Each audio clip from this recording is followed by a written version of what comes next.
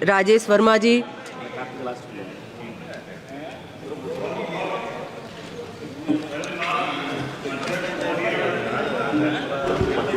बहुत बहुत धन्यवाद अध्यक्ष महोदया। आपने बजट के ऊपर आज मुझे बोलने का अवसर दिया। मैं लोक जनशक्ति पार्टी रामविलास के तरफ से इस बजट के समर्थन पे यहाँ खड़ा हुआ हूँ। अध्यक्ष महोदया, जहाँ इस बजट में युवाओं को, महिलाओं को, किसानों को, पिछड़ों को, दलितों को सशक्त करने का प्रयास किया गया है, वहीं सभापति महोदया इस बजट ने देश के पिछड़े राज्यों में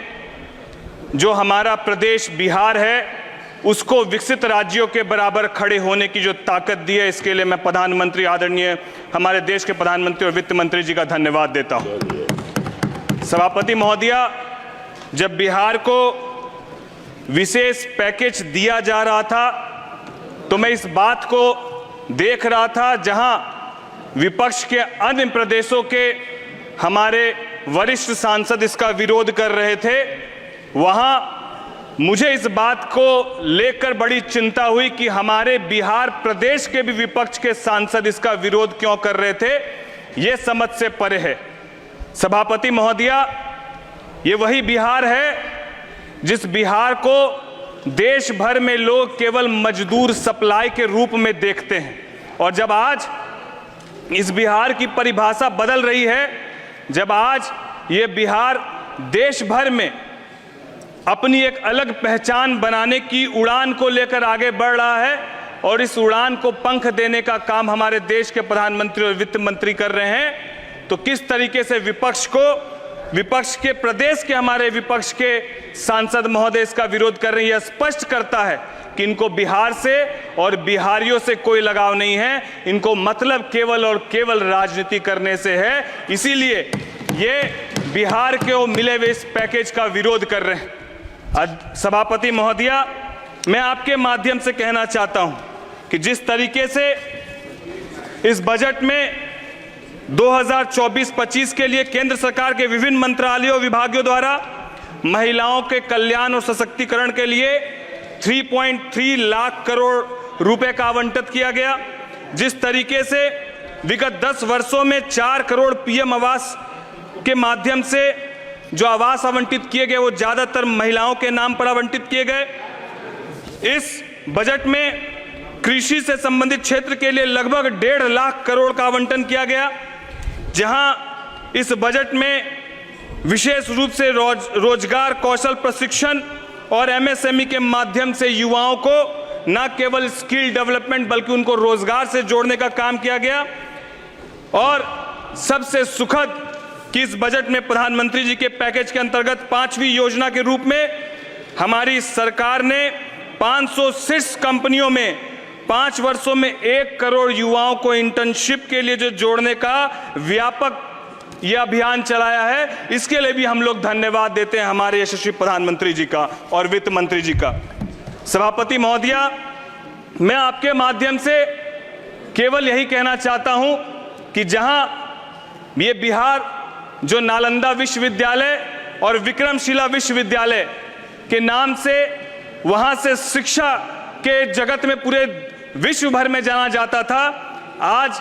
बीच के कुछ कालखंडों में 2000 के पहले की, मैं 2005 के पहले की यदि बात कहूं तो कुछ कालखंडों में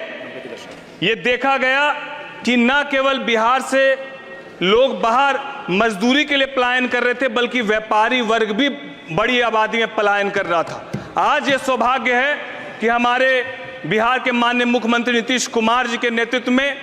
और हमारे देश के यशस्वी प्रधानमंत्री जी के नेतृत्व में जिस तरीके से बिहार विकास की ओर अग्रसर हो रहा है,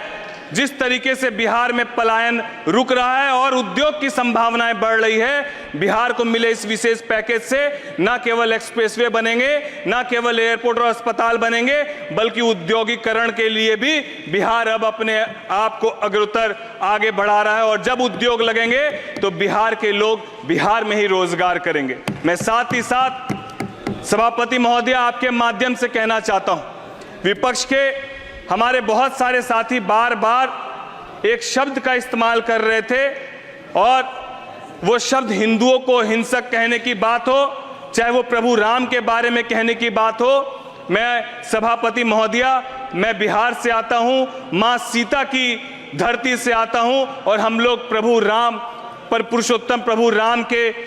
दिए हुए बताए गए मार्गदर्शनों पर चलने वाले हम लोग हैं। और मैं बता देना चाहता हूं, जो हिंदुओं को हिंसक कहते हैं, अगर आपको हिंदू और राम की परिभाषा जाननी है तो मैं सिर्फ 4 पंक्ति से आपको परिभाषा बताना चाहता हूं। शांतम शाश्वतम परमयम नघम निर्वाण शांति प्रदम ब्रह्मा शंभु फनिंद्रेशम निशम वेदांत वेगम विभुम रामाख्यम जगदीश्वरम सुरगुरुम माया मनुष्यम वंदे हरम रघुवरम भूपाल चूड़ामणिम। इसका अर्थ है कि हमारे प्रभु श्री राम शांत है, सनातन है, सभी को साथ लेकर चलने वाले हैं और यही परिभाषा हमारे प्रभु राम की है और यही परिभाषा हिंदू की है। हिंदू हिंसक नहीं है, हिंदू शांत है और बिहार सबको लेकर साथ चलने की परिभाषा पर विश्वास रखता है। मैं यही उम्मीद करता हूं आप सबसे भी, सभी प्रदेश के हमारे विपक्ष के साथी से भी, कि आप प्रगति करें। इससे बिहार को कोई कोताही नहीं है, इससे बिहार को कोई परेशानी नहीं है। लेकिन बिहार भी जब पिछड़ेपन से विकास की ओर अग्रसर हो रहा है